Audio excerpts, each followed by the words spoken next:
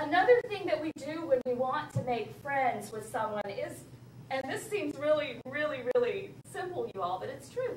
What do? We spend time with them. We spend time with that person. Now, if you're married, I'd like you to think back to when you met your wonderful spouse. And if you're not married, you can sit here and celebrate. I'm just kidding. I love my husband. But I'd like you to think back to when you met that person.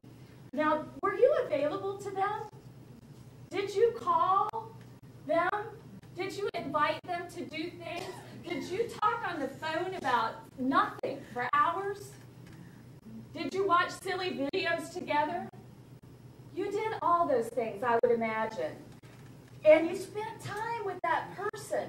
But how often do we tell God, the God within, well, I'll spend time with you from 10:30 to 11:30 on Sunday morning. That's when I'll do it.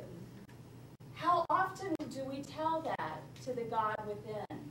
How often do we refuse to hear those invitations that are constant in our lives to express that?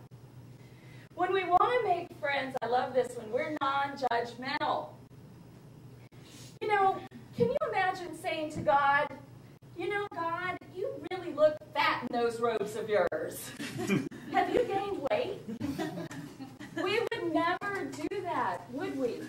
And yet we do it to ourselves. And when we do it to ourselves, we do it to the God within.